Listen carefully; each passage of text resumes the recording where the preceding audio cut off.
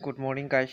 Hello everyone. Once again welcome back to the channel. दिनै गोदान video नोंथांमोन बयखौबो गोसो गोथारै बरायदों लोगोसे आसा खालामो इसोरनियाव नोंथां बयबो मोजां दं।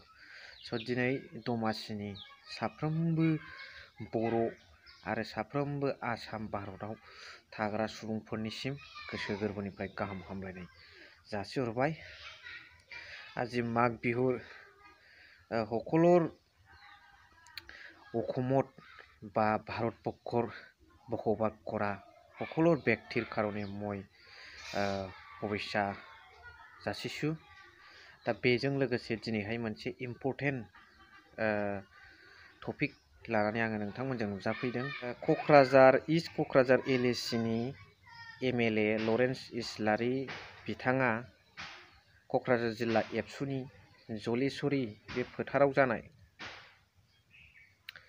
सराइबिलथिंजाय आरो बेवहाय बाहागो लानानै ड्राग्स बाहायनायनि हेंथायै माबादि खोथा बुंदों, बे ड्राग्स बाहायनानै जों माबादि गोग्लैसोगासिनो दं, माबादि हाखराव थांगासिनो दं, बेनि सोमोन्दै मोजां खोथा बुंदों। बेखौ जोबनाय फारसे नोंथांमोना नुहैगोन। भिडिअ नोंथांमोना टाच थाबाय थाबानो जाबाय। बेनि सिगां नैबे गबिन्द बसुमतारी डेपुटि सिएम प्लास एमएलए बे साराहाय बे पिएमएवाइ न'खौ नायदिंहैदों। बेनि सोमोन्दै मोजाङै जे नायदिंनायाहाय मा रोखोम जादों, आसाम गभर्नमेन्टजों सालायजादों ना बिटिआरनियानो नायदिंहैदों, बेनि सोमोन्दै सावरायगोन।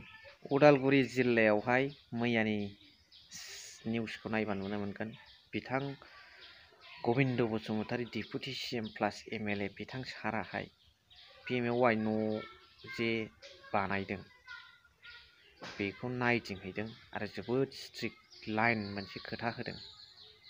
जाफुंसारजोबनांसिगौ, उदालगुरियावनो खम जाफुंसारनाया नुजाथिदों होननानै। दा बेवहाय मोनसे खोथाखौ बिथाङा बुंदों, बेखौसो आं बुजिनो मोनाखै। पिएनआरडिएनि मोनसे कमिसन फैदों। बबेनिफ्राय फैदों बे कमिसना? नैबे न'फोरखौथ' लुफुंनाय आरो लुफुंहोनो नाजानाया जोबोद बाख्नायथावखा। बेनिफ्राय नैबे जे इनभेस्टिगेसन खामानि जाफुंखोना जाफुंजाया नायदिंनाय, बेखौहाय सोरनिबा बुंहरनायाव डिउटिखौ मावाखै, गावनि पदनि जे खामानि बेखौ मावाखै होनजानो गिनानै मावो, ना सोरजोंबा फुथुला बादि बाहायजानानै मावो, ना रायजो राजाफोरनि न'आ जाफुंसारथारनांगौ, मोजां जौगानांगौ साननानै मावो, आं बेखौसो बुजिनो मोनाखै। खार'ना जाहैबाय मा, बे पिएनआरडिएनि कमिसन जिरायनायनि सिगां अनेक जायगायाव अनेकथा कमप्लेन होबाय न'नि सोमोन्दै। सोरबा थाखा लानायनो जाफुङाखैनो, गोबाव जाबायनो हाफुङाखैनो। नोङो दैदेनगिरि जानानै जाख्ल'नाय सरखार 17 बोसोराव जेबो मावाखै होननानै बिपिएफखौ एलिगेसन लाबोबाय थानानैल' बे बुस्थुखौ नोङो फोसाबनो हाया। नों बिथांमोनखौ जाख्ल'दों, जेबो मावाखै होननानै बुंखाबाय, अब्ला नों बिसोरजों बिथांमोननि न'आबो 5 बोसोर 3 बोसोरानो दं दाबो जायाखै होननानै बुंबा बोरै जानो? नोंहा नोंनिखौ मावदो, नोंसिनिखौ जाख्ल'नाय गैयैनिखौ स्टेन्डार्ड लिभिं स्टाइलनि न'खौ मावफुंनानै देखायदो। रायजोफोरनि जाथारनांगौनि सार्थ'आव, रायजोफोरनि जौगाथारनांगौ, न'आ जाफुंसारनांगौनि सार्थ'आव, सोरनिबा थिननायजों नङा। खिन्थु बै समावनो जे गोबां मानसिफ्रा गोबां निउस मिडिया कागज पेपार कमप्लेन होबाय, नायदिंनाय इनभेस्टिगेसन बुस्थुआ सोलियाखैमोन। खन्द' एसे ओरैनो। खिन्थु दिनै डेपुटि सिएमआ सारा जोबोद स्ट्रिक्ट नायदिंनानै जाफुंथारनांगौनि खोथा रायज्लायदों। आं बेखौसो बुंनो सानो गबिन्द सार, जे नोंथांमोना पावार दङब्ला पावारखौ बाहाय। बेखौ मा गुबुननिफ्राय इनभेस्टिगेसन खालामनाय, इन्सपेक्सन खालामनाय बेफोर नङा, जोंनिफ्राय जोंनो खमथा लानानै मावनांगौ जाफुंहोथारनायनि सार्थ'आव। मालायनिखौ नांलायलाया। जोंनो जाफुंजानो दैदेनगिरि, नोंथांमोना दैदेनगिरि हिसाबै रायजोफोरनि जाफुंसारनायखौ लुबैयो नालाय, नोंथांमोनानो मावनांगौ। कमिसन बहायलायनांगौनि खोथा फैया। दा बेजों लोगोसे इउपिपिएल पार्टिनि माखासे खामानियाबो एखमबा ओरैबायदि जायो ग्रासरुट लेभेलावहाय, जे मोनसे आसनि फैबाय मोनसे आसनिखौ मोनसे न'खराव मोननै मोनबाय बे मोननैखौ मोनसेखौल' होनानै मोनसेखौ दानगोन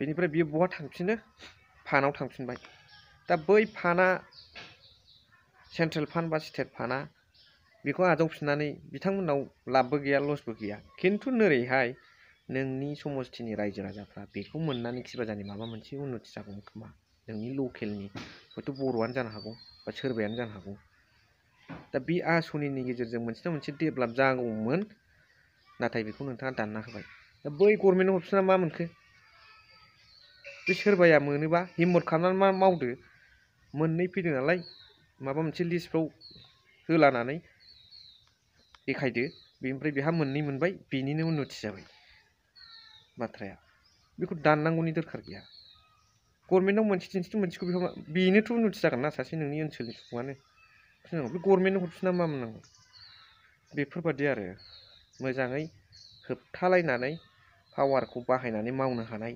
क्षमताखौ लानांगौ सार दा आंथ' साजेस्ट होनो हाया जास्ट बेयो मोनसे नुनाय साननाय मोनदांनायखौ बुंदों आरो दा बेजों लोगोसे इस्ट क'क्राझार MLA बिथां लरेन्स इस्लारि सारा ड्राग्सनि हेंथायै माबायदि खोथा बुंदों बेखौ नोंथांमोना नायलांबानो जाबाय क'क्राझार जिल्ला दुलाराय बर' फरायसा आफादनि 55थि जे जखनथाइ हाबाफारि बेजोंनो लोब्बा लाखिनानै फुंबिलिनि समाव निसा बेसाद एबा फेग्रा मुवा बेसाद बाहायनायनिफ्राय जानगाराव थानो थाखाय बिथांमोना मोनसे एवारनेस मोनसे हाबाफारि लादों मानोना आथिखालाव जोंनि समाजफ्राव जोङो नुनो मोन्दों गोबां फेग्रा मुवा बेसाद बाहायनानै गोबां लाइमोनफ्रा गाव गावनि जे जिउ खोमानानै लानायखौ आरो न'खरफ्रा बेबायदिनो सिलिंखार जालांनाय गोबां जोङो नुनो हमदोंसै दा बेफोरखौ बन्द खालामनो थाखाय क'क्राझार जिल्ला दुलाराय बर' फरायसा आफादा दख'राफोरखौ लानानै बिथांमोना हाबाफारि मावबाय थादों आरो बिनिनो दिनै बे ओनसोलाव मोनसे एवारनेस हाबाफारि बे हाबाफारिखौ लादों बिथांमोना मिजिंथिदों गामिनि क्लाबफ्रा लाइमोन आफादफ्रा जुदि मदद खालामोबा क'क्राझाराव बेबायदि फेग्रा मुवा बेसाद बाहायनाय बेखौ थाबैनो बन्द खालामनो हागोन बिथांमोना मोनसे आसा खालामदों बावहाय जाहाथे जिल्लानि बेंगिरि डिस्ट्रिक्ट एडमिनिस्ट्रेसन पुलिस एडमिनिस्ट्रेसन लकेल थानाफ्रा जुदि मदद खालामोबा गमामायैनो दुलाराय बर' फरायसा आफादा बावहाय जाफुंसारगोन दा बेनिखायनो रायजो राजाफोरखौ आपिल खालामदों आंबो आपिल खालामो जे जोंनि बर' समाजाव जाहाथे बेबादि फेग्रा मुवा बेसाद बाहायनाय ड्राग्स बाहायनायनिफ्राय जाहाथे गोजानाव थायो आरो बेफोरखौ नुयोबा बेबायदि बाहायग्रा मानसिफोरखौ नुयोबा जाहाथे दुलाराय बर' फरायसा आफादजों जगाजग खालामो बिनि थाखाय जाहाथे मोनसे राहा लानो हायो दा दिनैनि बे रेलिनि जे हाबाफारि बे हाबाफारिनि गुबै थांखिया बेनो स' भिडिअखौ एसेखिनियावनो फोजोबबाय थेंक इउ भेरि माच फर वाचिं लाभ इउ अल